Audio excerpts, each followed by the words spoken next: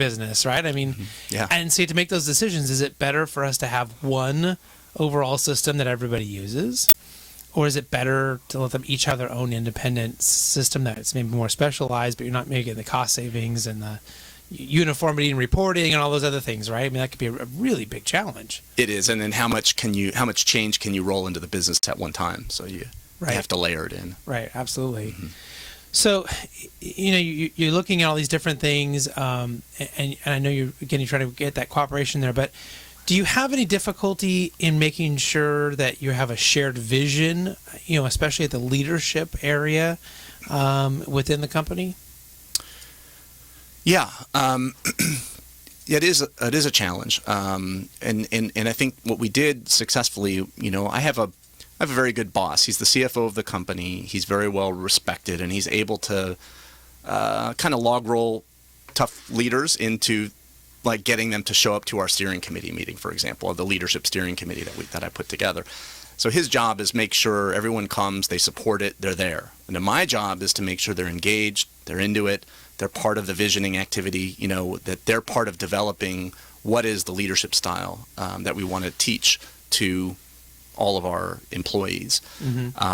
And so we've been a good sort of duo there in that regard, and that's worked very well so far.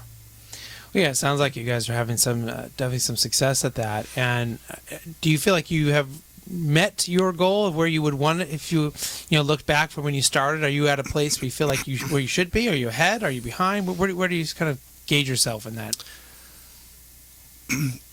Well, I would say we're ahead in terms of what we thought of originally, but I would say I'm behind in terms of the follow-up and sustaining the training and continuing to keep pushing the gas pedal down and make sure people are using the tools that we've taught and that kind of thing. We've done a lot around that, but I don't think enough, and frankly, I just don't have the resources in many cases to make that happen, but we're getting there.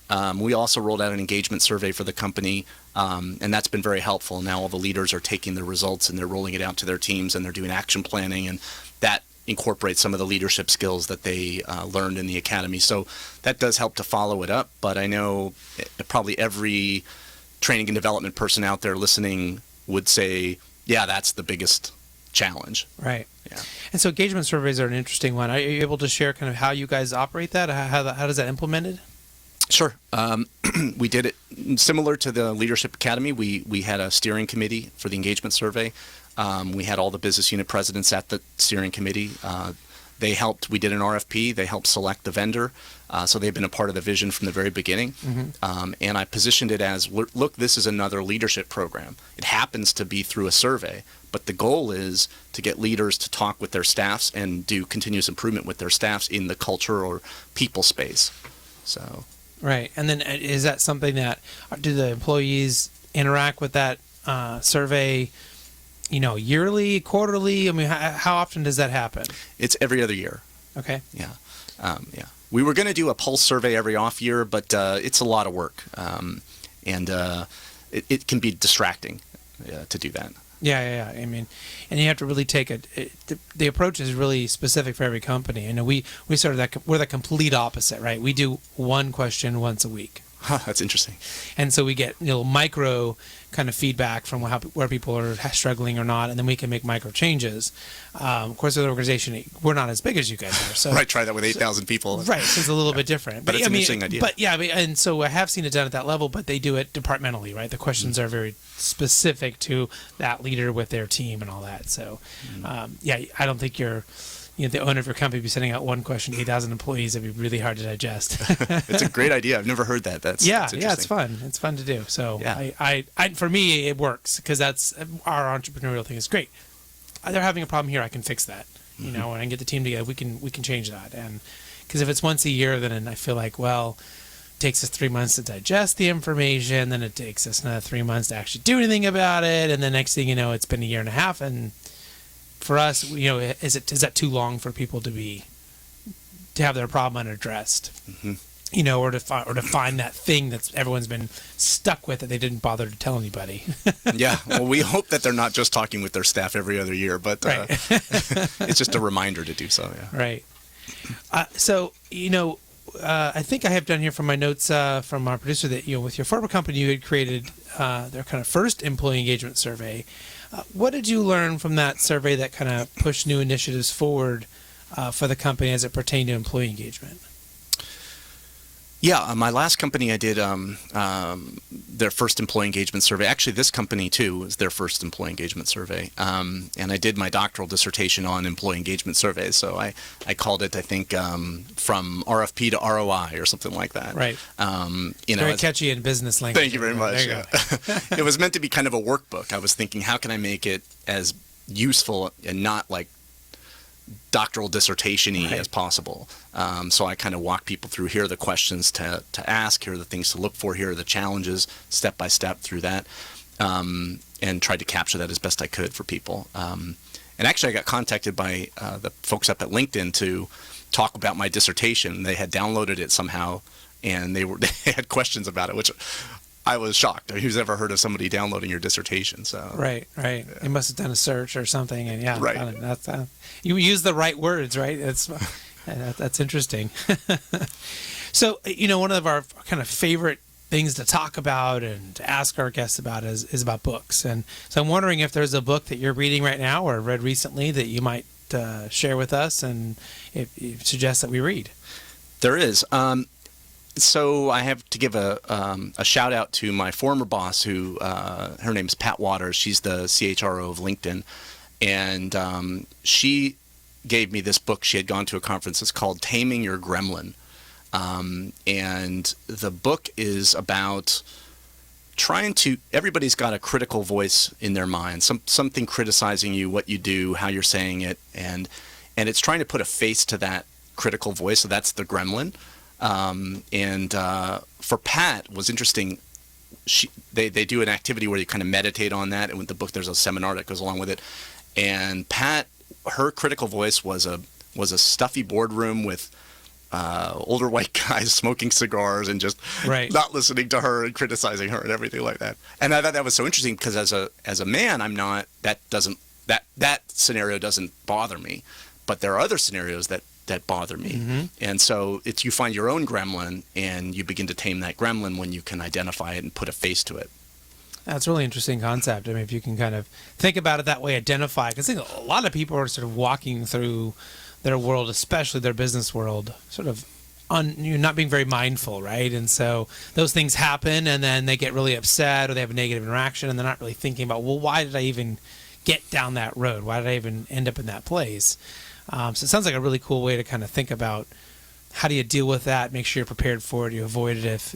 We do a lot of this stuff in maybe personal therapy, right? If you in your personal life, but we don't think about it in business. Right, and it's just important because as you're communicating something to a group, let's say you're doing a presentation, are you thinking they're smiling and listening to you and enjoying what you're saying, or are you thinking they're bored and they're not? That's more inside of you than it is really what's going on externally. The other thing that I've been getting into recently is what's called mindful meditation. And you mentioned being mindful, which I thought was interesting just a moment ago. And mindful meditation is paying attention to small details and spending a bunch of time with them. So, for example, we're doing a new training now. We're, around that kind of concept and being more aware of everything around you. Right. I've sort of dived into many different variations of meditation, and the one that sort of I locked onto was there's this cool thing called a Muse headband, and you put it on and it connects to your iPhone and it measures your brain waves, and so it sort of can. It also gives you this auditory feedback of, you could pick a scene, whether it's like a rainforest or a beach, but the louder it gets, the more distracted your brain is, the more you're sort of intense. So you can calm it, because if you're meditating, I don't know about you, but for me, I'm like, am I even doing this right? I mean, am I supposed to be having these random thoughts? Am I supposed to be thinking? Am I supposed to be not falling asleep? I mean, and so it's kind of giving you this auditory feedback, and then it gives you the brain waves and all the signs of it. So it sort of helped me see, am I getting better? Am I struggling that day? And it's amazing how you're having sort of an odd day, and then I go do this thing, and it's like, the wind, in the desert sea won't shut up. It's just like howling, right? Because I'm overloaded, and so that helps kind of bring you back. So, but certainly any meditation is I have found, I haven't met anybody who hasn't been pretty much a game changer for them. Well, when I got into it was originally I went to the Unbeatable Mind seminar down in San Diego that is taught by Navy SEALs. Mark Devine teaches this seminar, and the Navy SEALs do a lot of meditation. Believe it or not, they do deep breathing 3 times a day.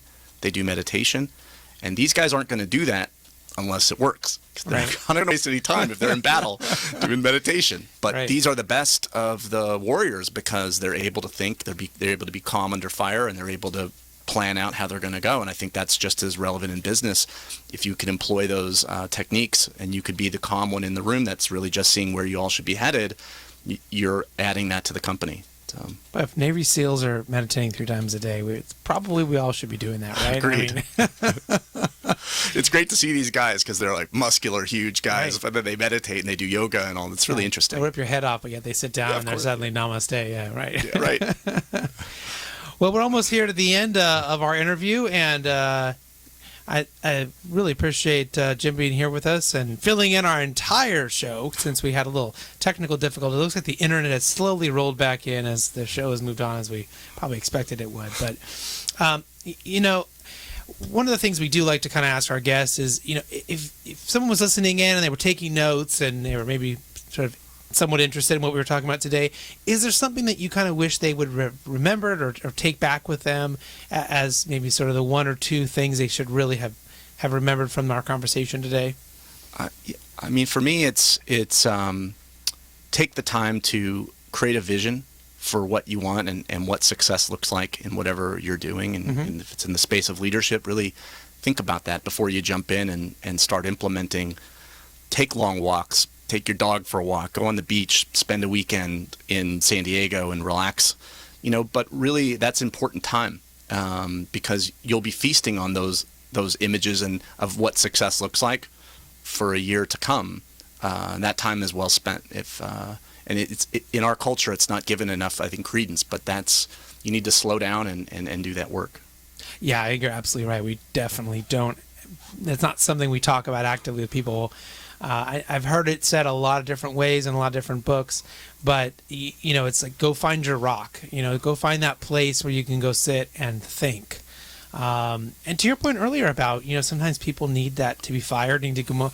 That's sometimes their opportunity to stop and think about what they really want to do with their lives. Otherwise, they're just running around, being busy, working, and not really, stopping to think about what's important or what they really want to do. So I think it's great advice. Really appreciate you doing that. I really appreciate you being here live in the studio, and hopefully we can have you come back at some point, give us an update on everything you're doing at the wonderful company. Maybe you'll have purchased another great company, or maybe you'll get tired of flying around and buy an airline or whatever else they've done, right?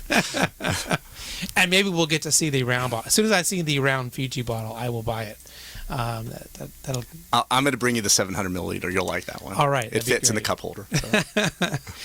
All right. Well, thank you so much for being on the show. How can people learn more about the company if they're interested in working for you guys? Clearly, they can go buy your products, but if they're interested in learning more about the company or jobs or whatever it may be, what's the best way for them to do that? Well, actually, if you go to wonderful.com, we bought that domain when we changed our name last year. That must have been expensive. All right. It wasn't. Our whole ordeal. That's a whole other show to talk about. Or you can contact me at jim.glantz@wonderful.com too. Well, fantastic. And it's Glantz. Is that correct? That's right. If you can't figure out how to spell Jim, I don't know how to help you, but the last name you can give a little help with. So, again, thank you so much for being on the show. That's about it for Talent Talk. Next week, we will have 2 great guests. Michael Michalowicz, who's a repeating guest, founder of Profit First Professionals and an author.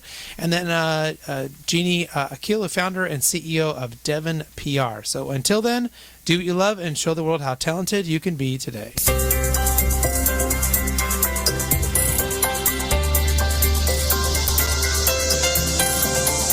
You've been listening to Talent Talk Radio, brought to you by People G2.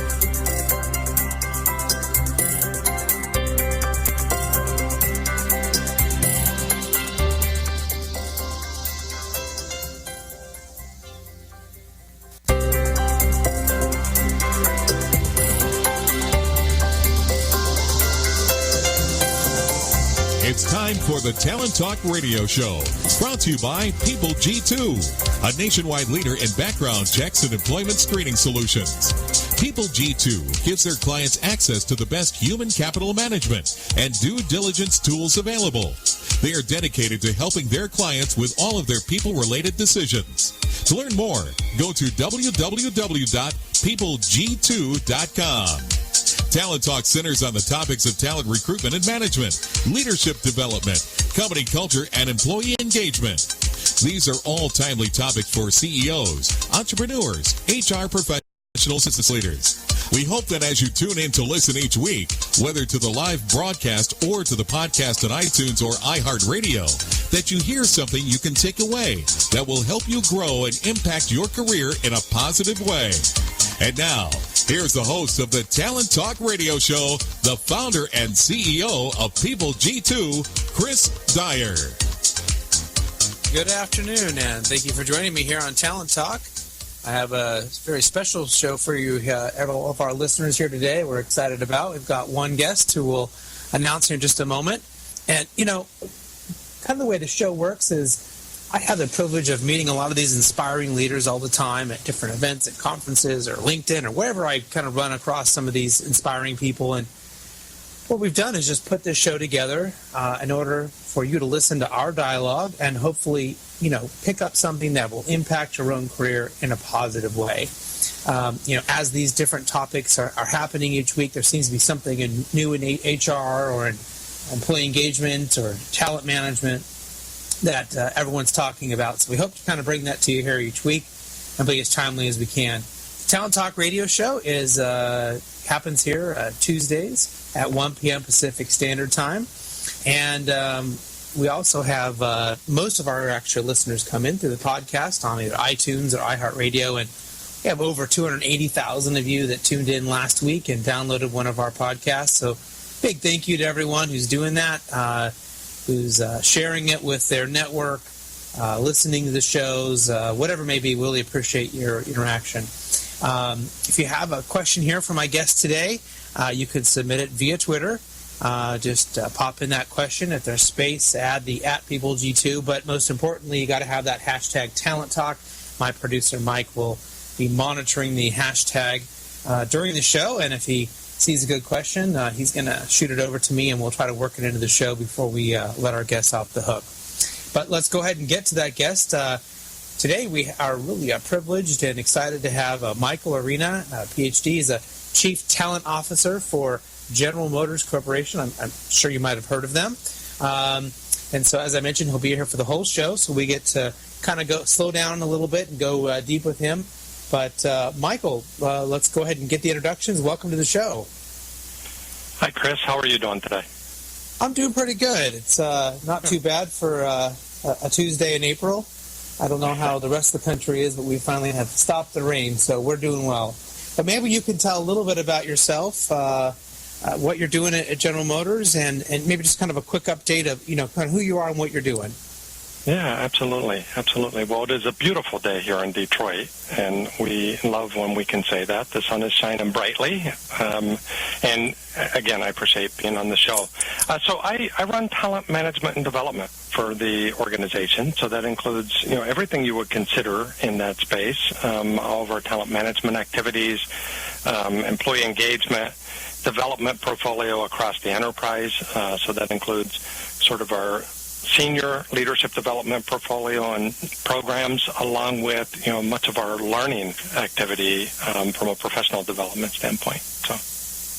So as you kind of summarize there, you're looking at everything, responsible for everything under that word talent, and from a leadership development and strategic planning level as well. So I kind of look at people like yourself, and they're usually pretty passionate about at least one or two things, sometimes a lot more than that, but maybe within that scope of your job, what really is exciting you, that you might put in that one or two things that you're passionate about category, around your work? It'll be very hard to narrow me down to one or two things. But I guess, so certainly people development and, human capital strategies and, what has emerged, really over the last decade, and I think the last few years, I'm really intrigued about how do we apply hard sciences to soft skills, and how do we think about, with the advancements in analytics and the advancements in technology, and even our ability to be able to measure human behavior, how do we apply that to the HR space? So that's absolutely an area that I'm very fascinated by. I think the other one would be, if I had to narrow it to two, would be how do we create environments for active learning and active development? So rather than sitting passively inside the classroom and using traditional forums for learning and development, how do you actually engage people in real live business challenges and create scenarios where they're driving business impact and developing at the same time? And those are two things that we spend quite a bit of time on here. In the latter, it's even in the context of applying, things like design thinking, where people can learn by doing in sort of these finite times in space. So. Well, what you're bringing up here about active development reminds me a lot about the sort of discussion that we've been having for the last couple of years about reviews. And, people are looking at, should they be doing an annual review, and how effective is that? And I think maybe what you're bringing up is for this active development, is it really effective to have people go sit in a classroom once every quarter or whatever that sequence of time is? Or is it better to try to have this more of an active scenario where the learning is occurring as a regular part of the culture and the development that's happening on a regular basis, as opposed to, hey, go sit in this classroom for a day or two, right, ignore your job, get behind in everything you're doing and feel completely, disconnected from your work for a few days while we shove something down your throat. Is that kind of what you're relating here? Yeah. Well, I think everything has its time and place. So, I think that the traditional sort of classroom approach, still applies in some circumstances. But I think the way we deliver it, and the doses that we deliver it in, so I think locking someone into a room when they're used to moving around, every single moment of every single day, and kind of locking them down for 3 days feels like undue punishment oftentimes. And I think what I'm suggesting is we can improve that process by finding ways to actively engage people in business challenges in that context. But there's also a way of getting them out and about solving business problems, and then doing sense making and again, design thinking types of approaches to better understand what they just did, what they learned, and most importantly, how that will shape behavior moving forward. Right.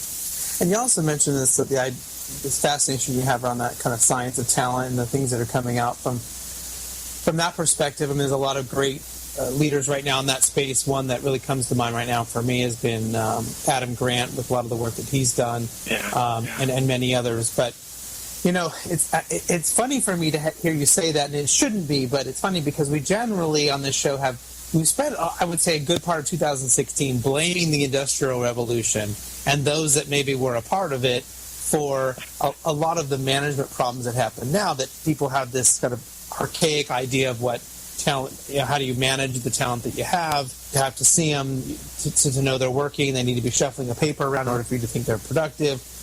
And so from a big company like yours, it would be really easy to say, well, you guys are probably just, living in that world still as well. But obviously you're not. I mean, you guys are kind of applying some more forward thinking to what you're doing. Are there some specific things you're doing in that area, more recently that maybe might surprise people that you guys are involved in from an engagement and management standpoint of your talent? Yeah, I mean, I think there are numerous things we could talk about. I don't view this even close to being, going, and we work a lot with Adam. We've worked with Adam, and I don't think he would articulate it this way either. It's not about the Industrial Revolution. It's using advanced techniques to better understand the nuance of human behavior so people can make choices. And it's not really sort of forcing anybody into a predictive model. It's really using more evidence-based approaches so that you can empower people to make choices around things. So if you quite differently than the old time study, sort of Frederick Taylor analyses, of the one-size-fits-all approach. I think we live in a world where there is no such thing as a one-size-fits-all approach, and we're trying to find, different approaches. In fact, I would oftentimes say, and then I'll get specific to your question, I would also say that the days of best practices are over. We should be looking for evidence-based practices in the context of what you're operating in, and that's where I think the data helps. So we are doing that for everything from trying to help people identify what their career path should be, so that they can sort of self-nominate for a career that would be interesting to them, and we use data to help drive that, to really looking at things like engagement. So what are the key traits, and how do we evaluate that in such a way that we can change the way we work, so that people can feel more enriched in the way that they step into the work environment. So, and I can dive into lots of details on either of those. Sure, go ahead. I mean, I think it's really fascinating, and looking at those different areas. I love that you said that era of best practices is over. I don't know what it is about those words together that has always not felt comfortable for me. It's sort of like shoving everyone in a box, or just kind of bringing everyone down to the mediocre level. There's just something uncomfortable about that term. So I like kind of what you're saying there. Maybe you can expand a little bit on that. Yeah, well, I think best practices were a substitute for, we didn't have the evidence to be able to tell us what the right approach was. Mm-hmm. So the best thing we do, and I think we've done this historically, is we go look at other organizations and we see what they're doing. And then we jump on the bandwagon and we try what they're doing and we apply it in a different context. And those best practices don't always transfer, because the world's different. So what we're trying to do is, even something like leadership, what works, and Adam's fantastic at saying this in his new book, what works in one context might not be, and you're very successful with, might not be the same approach that you can apply to a different circumstance. So we look at things like personas, leadership personas, and we think about what are the different ways of, what are the different types of leaders, and try to use an innovative, creative lens around it in order to help people think about the fact that you can lead differently in different contexts. Right. Well, maybe we kind of shift a little bit here. I know that I'm going to guess that strategic workforce planning is something that might be a very intensive and maybe intentional process that you guys kind of think about and go through. Maybe we can kind of talk a little bit about that process, and maybe what are some of the metrics that go into workforce planning there at GM, really that enables your company to continue to be successful year after year. Yeah, so first I need to share with you how we think about workforce planning. So we really have two levels of analytics that we have inside of the organization. One is sort of the baseline of standard strategic workforce planning, and I'll dive deep into that question in a second. And then on top of that, we actually have an advanced analytics team of data scientists that are looking at modeling and doing more of the predictive work of building models that are useful to help people again make better choices. In the strategic workforce planning space, to be specific to your question, we do monthly reporting. We look at business plans. We look at demographics. We build forecasts. We need to know how many people, for example, in a given function that we're going to hire in a given month, and we use that to literally drive sort of the transactional processes of getting the right people into the right organization at the right time. And then we look at other things. We look at, if we have attrition problems, we look at those things. If we, so we do an analysis, even preemptively in lots of different areas, demographics and so on. Yeah, and how does that, maybe look internally when you kind of get down to more granular level too? You have people on assembly lines. You have people that are providing support. You have, customer service. You have a large organization. Then you also have, being an international organization as well. I mean, does that start to really get, overly complex when you're looking at it, or are you looking at it from a much higher level than that? It could get overly complex, but we try to look at it at a fairly broad level. We try to, so we do have some standardized reporting, and we only push that down to a certain level so that people can look at where they're performing versus others across the organization. We don't. I would say on the advanced analytics side, we'll do commission studies where we may get an inquiry from a business leader that they have a concern with some topic, and then we'll dive in and do a deeper analysis. But on the more standardized stuff, we don't necessarily push it down to that level. Well, this has been fascinating so far, and I want to make sure we're going to talk about the Innovation Exchange Lab. I want to ask you about that, but we need to jump to our first commercial break here and pay the bills and do all that. So we'll be back after our first commercial break here real quick. Imagine what it would feel like to lose everything. Your job, your home, your family, your dignity. This has happened to thousands of the men, women, veterans, and young adults we serve at Working Wardrobes. What do we do to help? We provide career development services, life skills workshops, job skills training. We provide the perfect interview outfit, and we get clients placed in jobs. Call Working Wardrobes, 714-210-2460. Donate, volunteer, invest, hire. When it comes to pioneers in their respective industries, we all know the Apples, Starbucks, and Trader Joe's of the world. In the realm of recruiting, Decision Toolbox is the industry's best-kept secret, with 90% of their business from referrals and repeat customers. For over 20 years, Decision Toolbox's U.S.-based team of recruiters, sourcers, professional writers, quality personnel, and tech support has perfected a Six Sigma approach to talent management. No matter the size of the project, Decision Toolbox delivers incredible results. A cost per hire less than half of what contingency firms charge, with the winning candidate presented in an average of 14 days, all with a 12-month candidate warranty. With results like that, Decision Toolbox won't be a secret for long. Visit us at www.dtoolbox.com for more information.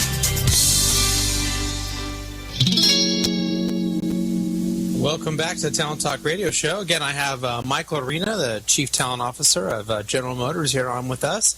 And wanted to next kind of maybe dive into something that caught my eye that you've been involved in, and maybe you can explain to everyone what it is and maybe what some of the results were of the Innovation Exchange Lab. Yeah, absolutely. So it's a little bit of a follow-on to what I was describing before about people want to be engaged in environments where they can actively learn. So the Innovation Exchange Lab is really physical space. It used to be what we would call our old learning center.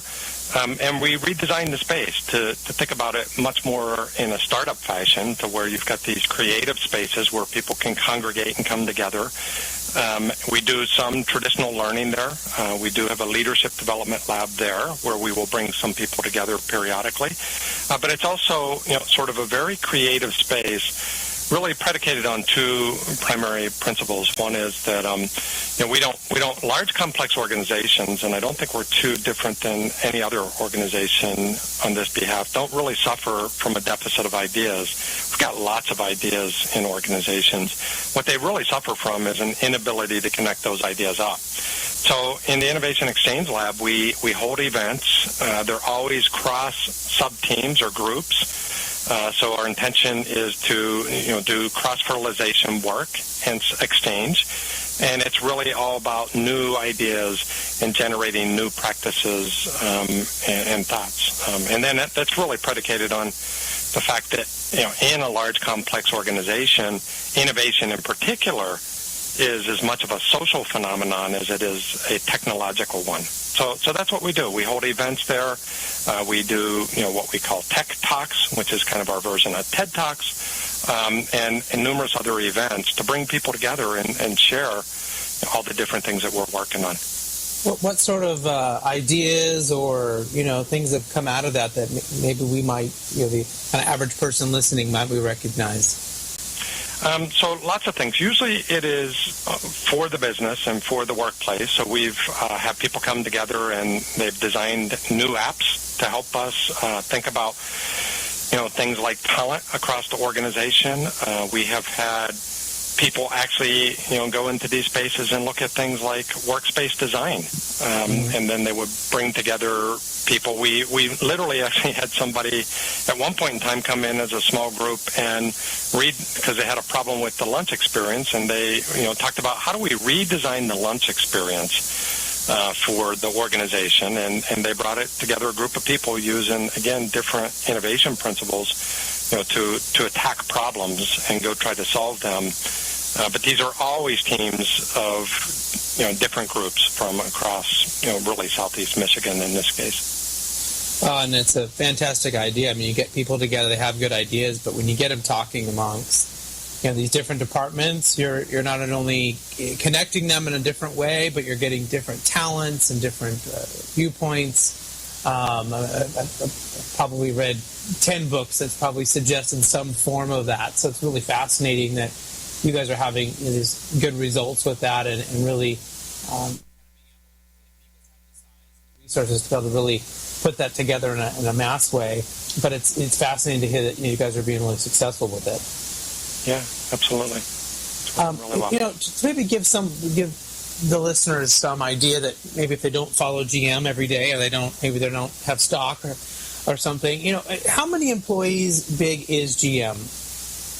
215,000. So just a few, okay. And so think about that. So from a complexity standpoint, 23 time zones. I think last time I looked, like 70 different languages. You've got some pretty significant complexities across the multiple time zones, all the different countries we do business in, and we are, very active, internationally. I can't imagine how big your inbox is. So you must be getting emails constantly. Yes. And is there a breakdown, a rough breakdown that you can maybe pull off the top of your head on? How does that compare? How does the United States numbers compare to, let's say, the rest of the world as far as employees go? Yeah, I don't know the actual employee headcount off the top of my head. The 70,000 of those 215,000 are salaried employees. I will say that the majority of our business is done outside of the States these days, and our employee population. We are certainly a U.S. Headquartered company here in Detroit, so we've got quite a few employees here, but we are fairly widely dispersed across the globe. Yeah. Well, being in 23 time zones, I guess so. You may have to hire someone for that last time zone, I guess. Right. But that's it's one of those challenges that I'm not sure I'll ever have to deal with in my lifetime. But when this organizations become more and more complex and spread out, and you have the languages, things just seem to be that much more important. That the strategy of the company is really on point, is being communicated to a level that everyone can understand it, and that you have the ability and the innovation to maybe pivot when things aren't working correctly. That it doesn't take you 18 months to realize that everything's not working and turn around and change. I know one of your interests comes in really that human capital management, and maybe even kind of shifting it to that social capital, human capital to social capital. So maybe you can share a little bit about what that means and how your company will be able to accomplish some of that.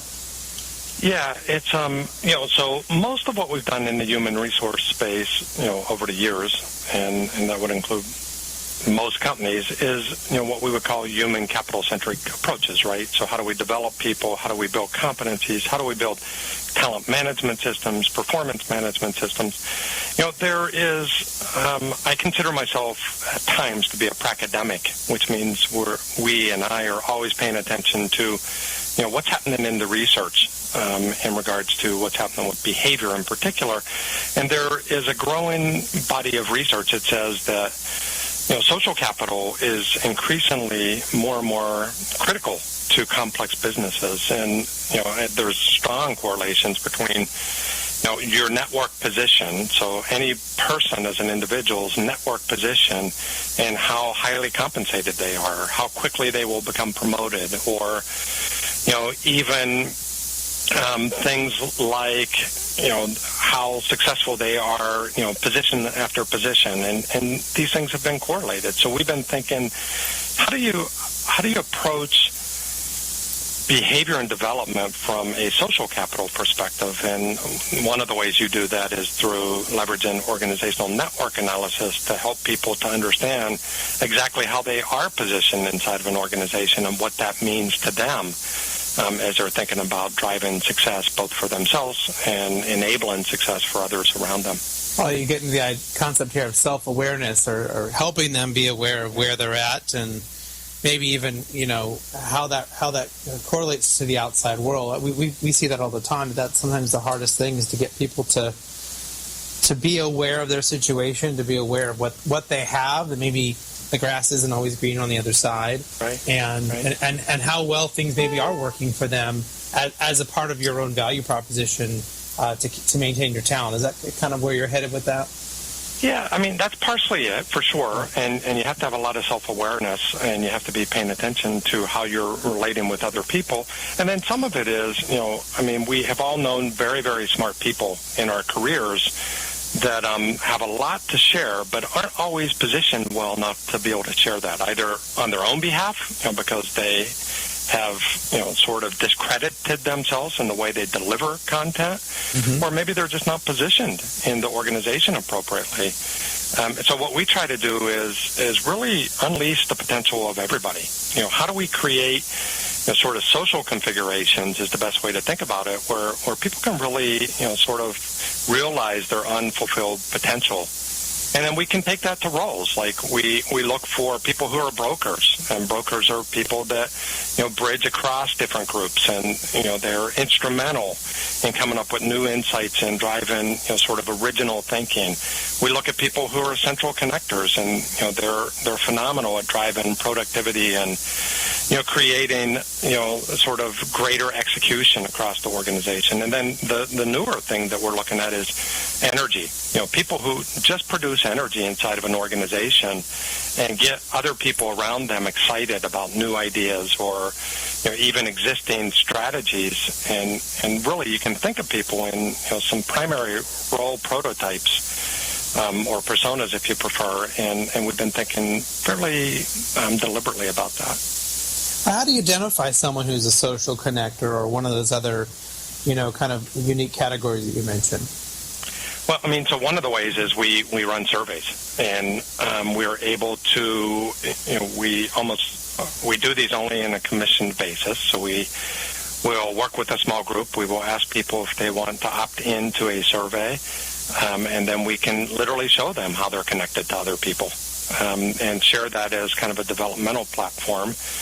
We do some webinars on the different roles and try to teach what it means to be a broker, and how you can more fully leverage your abilities as a broker, or your abilities as a connector. A connector is a person who has high degrees of trust, and people just when they bring a new idea or when they try to implement something, people just trust them implicitly, so they're able to get stuff done quickly. So that's generally we can do that by showing them where they fit on the network through these surveys that we conduct.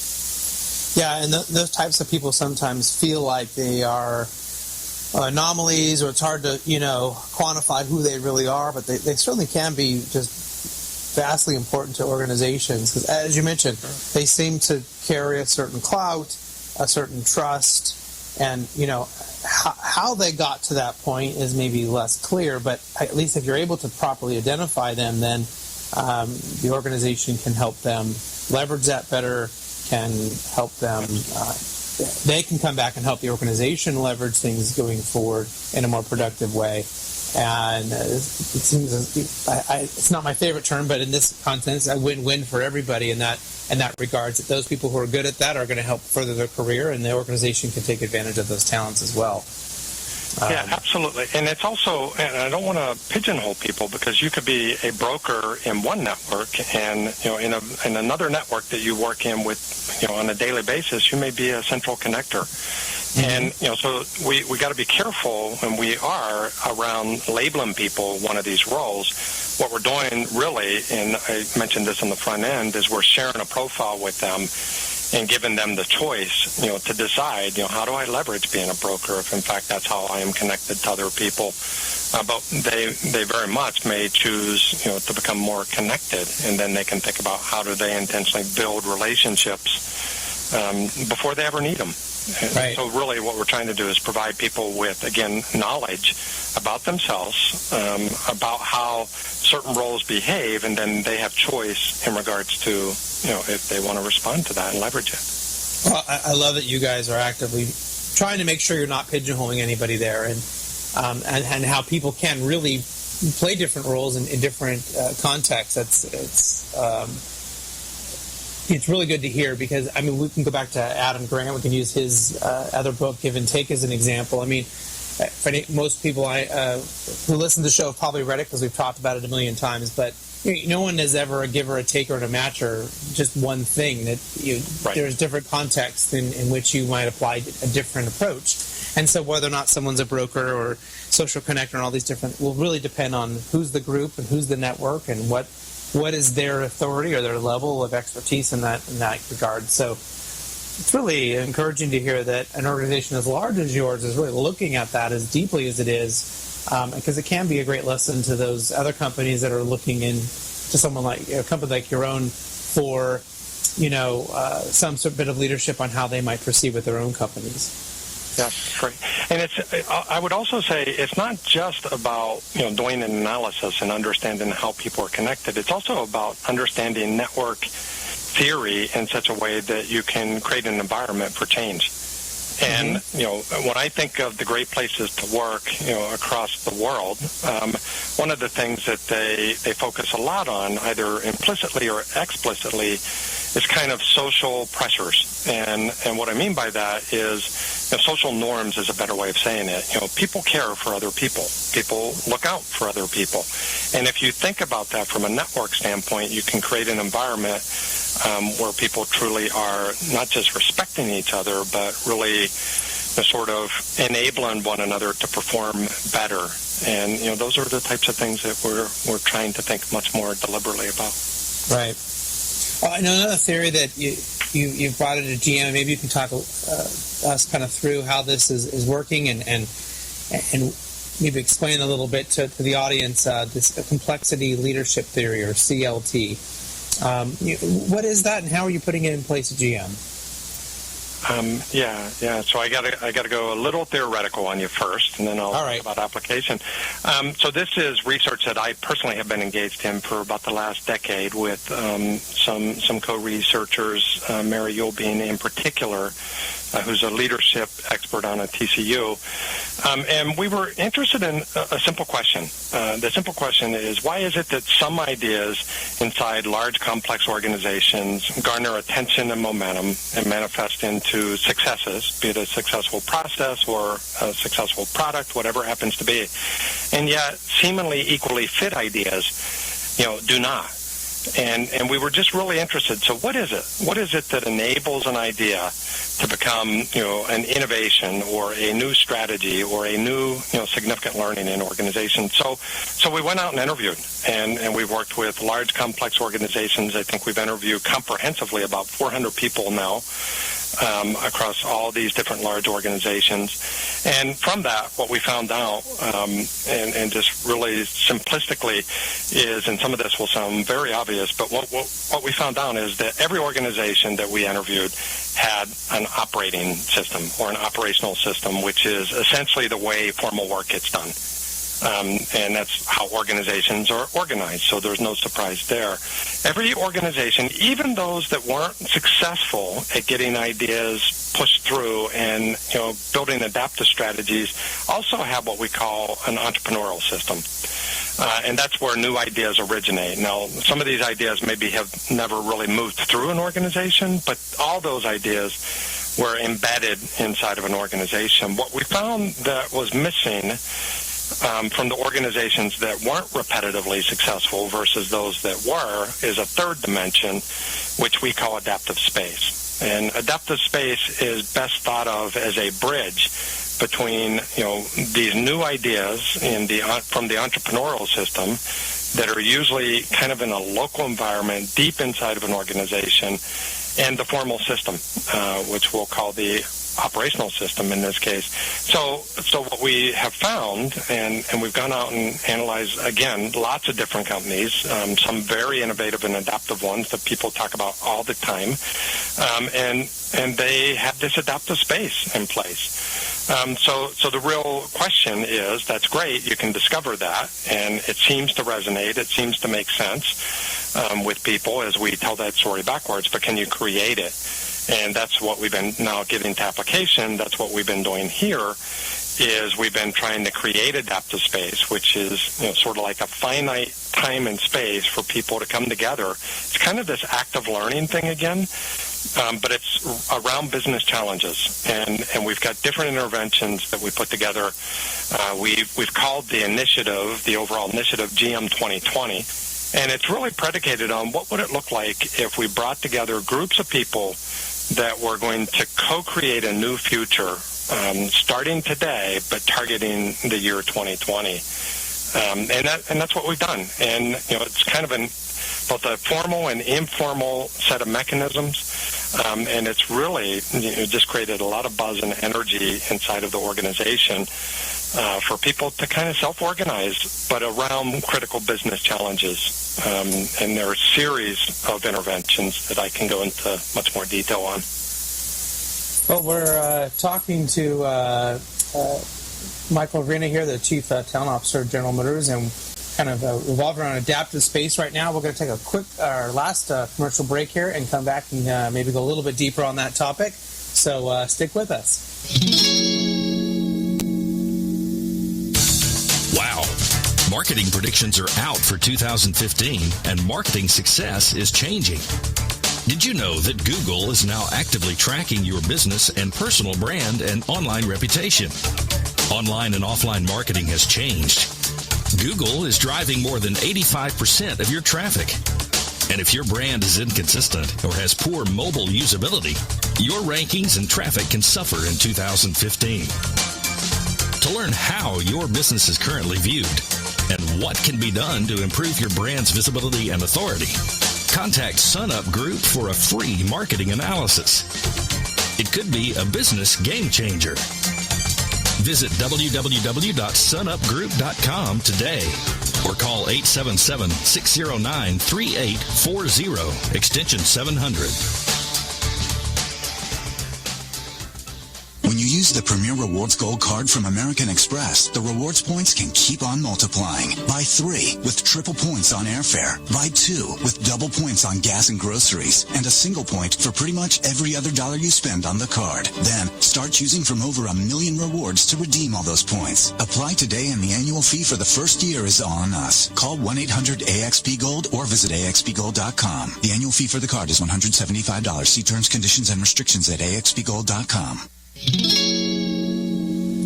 All right, welcome back to the Talent Talk Radio Show. So we're talking about adaptive space as it relates to this operational system and maybe the entrepreneurial system within an organization. Michael, maybe we could go a little bit deeper here and maybe give some examples of what adaptive space is. I mean, is it an allotted time that, hey, Friday from 2 to 4 p.m. we're all going to sit in a room and drink beer and come up with ideas? Or is it, hey, you can spend 20% of your time working on whatever you want? Or, is there some clear examples that might help people understand this better? Absolutely, and it's a series of different things. And what we find is there's no one approach to being able to do this. There are numerous things, and you got to keep a cadence up. You got to keep engaging people on an ongoing basis. But I'll give you a couple real live examples. I mean, once a year we do a giant summit. A summit is kind of a 2-day forum where we may bring together as many as 300 people, and they're working on a business challenge. And these are people throughout Southeast Michigan in this case, because we're keeping this naturally network bound, if you will. And they're people that are working on specific business issues across those 2 days. So we're using lots of design thinking principles, kind of high energy, large group intervention, very business focused, an executive business sponsor driving this, and then we do that once a year, and that's really kind of a community building activity. But there are specific outcomes that people work on, and that could include everything from cultural changes, environmental changes, change in local workspace. But what we're really doing is trying to empower people to go take action. Coming out of these events. Then what we do is, in a cadenced approach, is we do things like a collab. A collab is, and we've done a multitude of collabs, across time, but you can best think of a collab as like more like 50 to 60 people, and it's kind of like a 24-hour business challenge hackathon, along with kind of like a Shark Tank pitch at the end. So think about it like this. If there are teams of 5, and let's say there are 8 teams of 5 or 10 teams of 5, depending on the size of a group, they're all working on the same problem, across from 12 o'clock day 1 to 12 o'clock day 2, and they're prototyping it. They're building it. They're using, again, design thinking principles. Their intent is to build new experiences, if it's a service-related challenge, or new work environments, if it's, solving a work environment problem or, space challenge. And they're literally mocking up and building prototypes of what they think, this new solution should look like. And then at the end of the day, they each get 3 minutes to pitch their idea. And generally what happens is one of those ideas is selected. Sometimes there are so many good ideas that we may select more than one. But, the executive sponsor panel at the end of the day is saying, hey, I endorse this idea. I'm going to put resources behind it to support it. And most importantly, I'm going to engage the winning team or teams to really, sort of help carry this strategy forward and help to develop it out, across the organization. So those are some examples of things that we do. We got some online sort of crowdsourcing social idea sites for people to share ideas. And then we do a lot of short burst activities. Again, I mentioned Tech Talks as an example. And then there are other things like we do something we call Catalyst Camp, which is really teaching people how to take that to the next level and use some innovation techniques to build on ideas in their local environment. So those are just some real examples of what we call, sort of 2020 applications or practices. So, GM has taken this idea and really run with it. And you mentioned that you looked at other companies as well and how they were doing it. So is this something that really is going to more resonate with, a Fortune 100 company, a large company, or do you see this have an application maybe in different, levels, different severities for any type of organization? Yeah, I do. I think that the entry point may be very different for different types of organizations. If you're talking about a small startup, they're probably already pretty entrepreneurial. They're probably already doing some entrepreneurial activities, and some of their challenges may be how do we scale. And the adaptive space activities could help you to scale as well. So they would enter in at a very different point than what perhaps a large, complex organization would.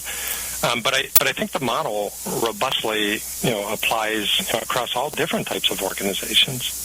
Right. And then what I would also say is, I mostly describe to you different practices and interventions that we're using. And some of the organizations that are really good at this, it's principle-centric. In other words, they kind of have principles that are already embedded in the culture, and they just naturally operate this way. They just naturally have, what we call adaptive space that just sort of is driven through the norms and the principles and the way that an organization thinks. So it just happens more naturally inside of those organizations. And what we think for them is that they need to continue to apply these practices so that they don't sort of solidify into becoming too rigid, too formal over the long haul.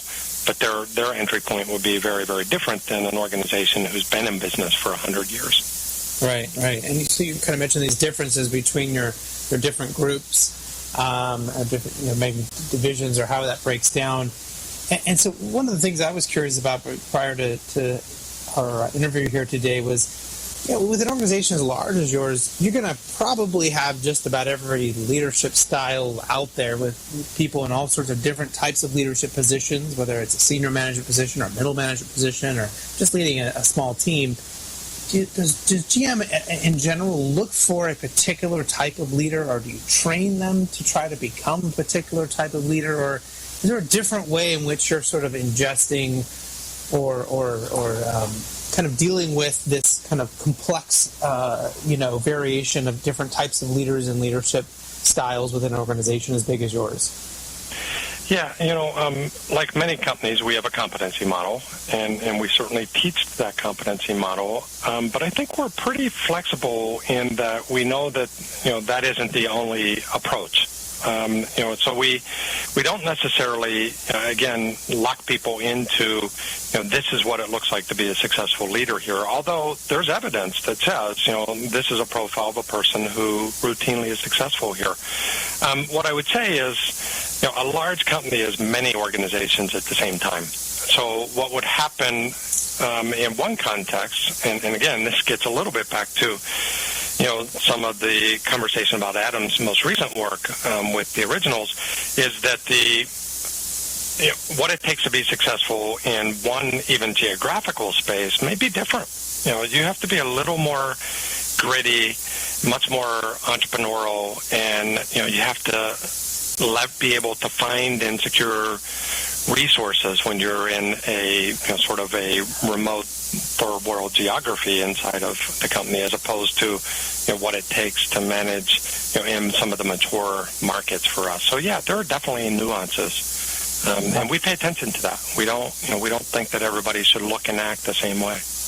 Right. I mean, certainly, like to your point, there's some basic tenets of good leadership, but maybe a successful leader in Detroit is not going to be the same thing as a successful leader in Beijing. So there's certainly going to be differences there. The fascinating part for me was, how do you leverage that? How do you manage that? And it sounds like what you guys are trying to do is to promote a particular set of values, but allow them that freedom and that sort of autonomy to go out there and to be good leaders if they're proving to be so within those different groups. Yes, that's correct. Yes.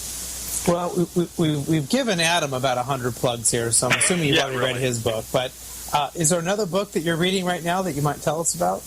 I mean, so I love Sandy Pentland. It's a little bit older now, and Sandy has taught me a ton. So Sandy Pentland up at the MIT Media Lab, his book on social physics, it was his book, and even his work before the book was sort of game-changing for me. And it's really predicated on much of what we talked about in regards to how people come together. So Sandy Pentland's work, Honest Signals, and then most recently Social Physics are two really, really powerful books for me. I also just I guess I would say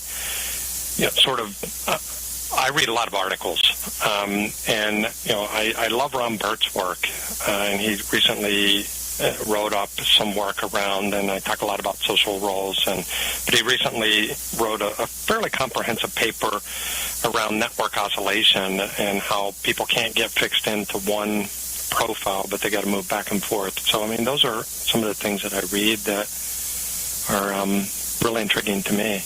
Those are some quality suggestions, and not ones that come up very often, some of them not at all in the past with other guests. So some real variety here. I'm sure that the listeners will appreciate. As a reminder, we will have a blog kind of summary of this, and we'll list all the books and things that Michael mentioned here today in case you didn't have a pen. You can find them on peopleg2.com in the blog section.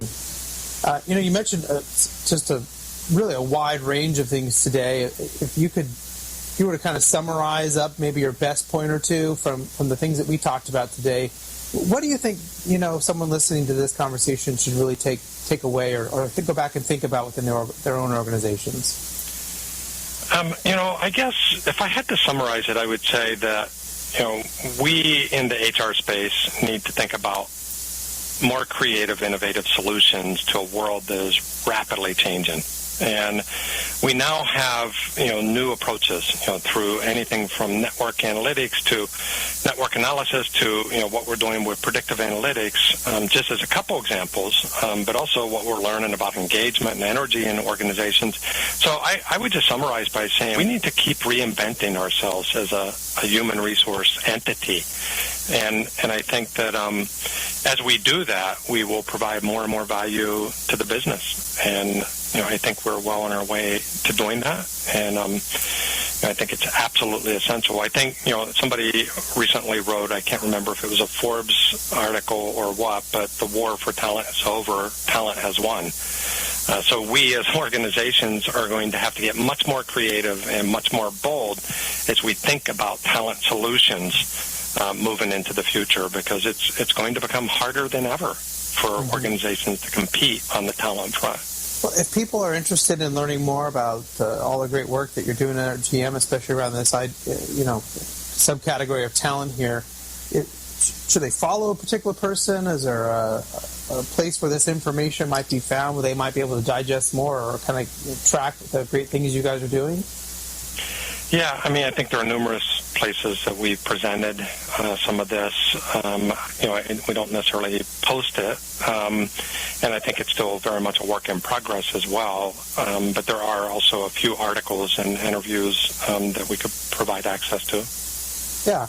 Well, and maybe they might be able to follow you on LinkedIn if those kind of articles or things like that appear. But, I could definitely Google Michael there, and I'm sure you could find us some good information. As you mentioned, there's a lot of articles with Forbes and different ones. So if you're interested in learning more, definitely check that out. But, Michael, it's been a real pleasure having you on the show. I want to really give you a heartfelt thanks for taking the time out of your very busy day to sit down with us and share what you guys are doing at GM and your own personal thoughts on talent management. It's been real enjoyable, and again, thank you for being on the show. Absolutely, Chris. My pleasure. Thank you. You're welcome. To all those listening, hopefully you've gained something that will help your own career in a positive way. Next week, our guests will include Beverly Kay, the founder of Career Systems International, and Sean Murphy, the CEO and founder of Switch and Shift. Between now and then, check out our previous shows on iTunes, the podcast app, or on the iHeartRadio app on any device. Until then, though, do what you love and show the world how talented you can be today.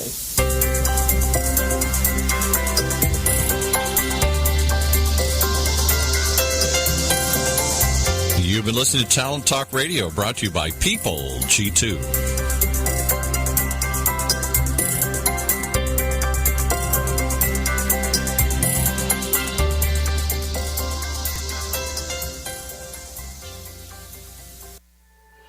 Successfully navigating the changing world of public relations and digital marketing requires an experienced, tenacious, yet gracious team.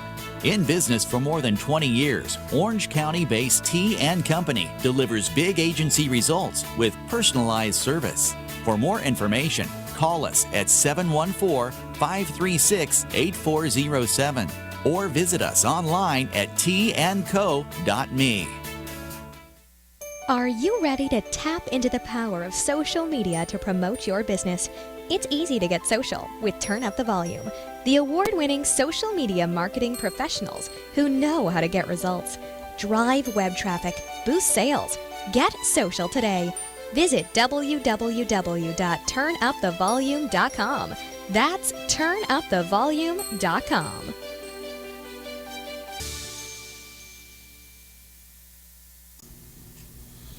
I'm Josh Seibert with Sandler Training in Greensboro, North Carolina. We've been training and developing sales forces for over a decade here in North Carolina. And we found some consistencies in some of the opportunities, some of the strengths, some of the weaknesses of sales organizations that trend across all industries and all lines. Currently, there's been an impact in the cost of proposals. And I would tell you that over time, the impact of the cost of the proposal process is directly related, as we have found, to the economy. It's kind of interesting, and I thought I might share some of the findings that I've had over a decade of training and developing sales organizations across multiple industries in multiple sizes. So the question really is, what is the true cost of your proposal? The ones, that your salespeople have to put together to make their presentation to make that sale. When you do some analytics around the cost of your proposal, you may find some of the things that I've found across many different industries over many different years. The direct relationship of the cost of your proposal to the economy kind of goes like this. When the economy is great and business is like it was in the 90s, when the economy was so good that all you really had to do was get in the way of the business. Sales organizations hired salespeople by the hundreds, and they hired them basically to get out there and get in the way of the money because the money was there. The cost of the proposal process back there was different than the cost of the proposal today, where money isn't as prevalent today. Businesses have downsized, and we've had to get very lean and reinvent the business that got you to where you are today. See, those same behaviors back in the 90s, as it were, and even during some of the new millennium, that said all we got to do is get a lot of proposals out there on the street, changed from hire a bunch of salespeople to and get a lot of proposals on the street and get as much of this big pie as we can that's out there, down to we better target and we better get really lean and mean, and for every proposal that we get out there, we got to get as much as we can out of each and every proposal. Both of these relate to the cost of your proposal. It can be positive, but it also can be negative. Generally speaking, I would tell you my findings have been that proposals are very expensive. They're costly in several ways. For instance, how much time does it take to develop your proposal? That costs money. Time is money. It may also cost you indirectly because of the limits of the time your people can spend over pursuing maybe other behaviors or other activities. Hence, the more time that they spend preparing individually these proposals that they ultimately have to utilize on their sales call, the less time they're spending on the sales behaviors that get them in front of the prospects in the first place. So as your company gets leaner and meaner, and we cut out all of the resources and pour more of the responsibility on the salesperson to create the proposals, develop them, print them, color copies, bind them, that takes time. So we may have saved some overhead by reducing the resources necessary and placing it on the one person. At some point, where does it become more costly for your salesperson to generate an appropriate proposal than it does for them to be making sales behaviors that give them the opportunity to get that proposal? So ask yourself that question. Time is money. How much time should they be spending on just creating and developing that proposal? Next, good presentations require a professional, quality, visual, and print materials. That costs money. The AV, the print materials, and all of the technology that goes into building a professional, high-quality proposal costs money in and of itself. Even if you're not doing it in-house, even if you go to one of the local print shops, a Kinko's or a United Parcel Service, UPS store, those types of things, that cost literally dollars, not time, indirect, but direct relationship to building a 400-page proposal with slide presentation and all of the equipment that's necessary to put on a professional, better than the competition proposal costs money. Have you calculated how much it costs, literally the dollars? You might want to calculate that.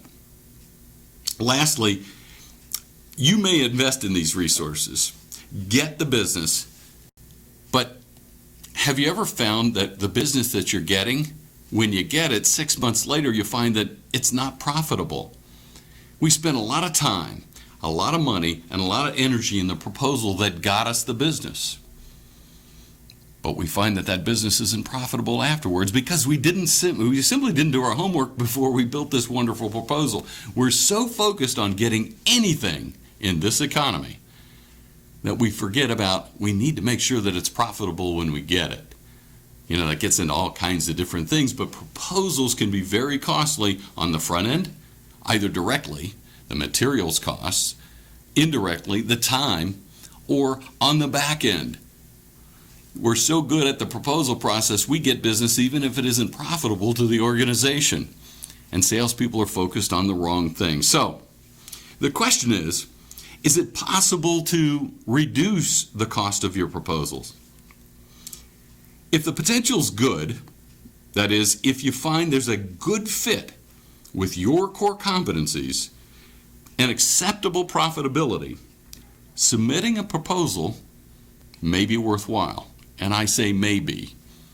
It may not be. But it may be worthwhile, provided, once again, that there's a good fit with what you do best, your core competencies, and an acceptable profitability. In other words, the business would be worth it if you got it. But how do you know those things? How are you going to find out? And how do you leverage those things in your proposal process moving forward? Here's some things that I've found in training, developing, and helping sales organizations grow over the past decade. Number one, standardize your proposals. Start with a template. More often than not, I find that every proposal is a custom start from scratch based on the look and the feel of the salesperson in the organization. Other than maybe your logo, they're different. They're all different. They start in a different place. They end up in a different place. And it's all based upon the salesperson's interpretation of what that proposal needs to look like. So if you standardize your proposals, you can save time, energy, effort by having the basics of the information of your proposals, really the information that defines your company core competencies and the value proposition that you have.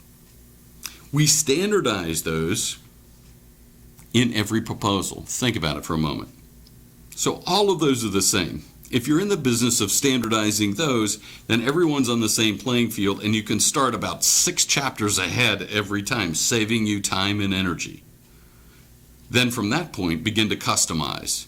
You see, then you have to build around that framework that's standardized and focus on the issues that are most relevant to your prospects' motivators. We call that pain. Right to their motivators, right to the reasons that they want to implement your product or your service in the beginning. This is about 3 or 4 levels deeper than just needs analysis and products and services that match. It gets to their motivators. So, number one, see if you can standardize your proposals. The more standardized they come off of the shelf, then customize and personalize to the individual needs and motivations of the prospects, the more time that you'll save. And the more consistent, by the way, that you're going to look to the marketplace. Here's a second suggestion. Make sure that you're using a selling system that you own.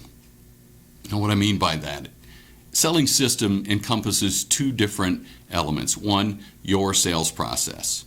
You should know specifically. Sales organizations that know their sales process. We go from step 1 to 2 to 3 to 4 to get to the proposal process, are much more successful knowing when to propose and when not to propose than other organizations that fly by the seat of their pants and actually just give away proposals, or they don't do the proposal appropriately. So you need a process. You need a process to help you. The second element is the methodology within that process. How do I energize it consistently? But let's focus for the moment on successful organizations that really maximize the potential of the proposal process. When you're selling without a system, it's very difficult to establish an accurate cost for generating proposal. If you don't know what got you there, you don't know how costly each and every one of them is, and you don't know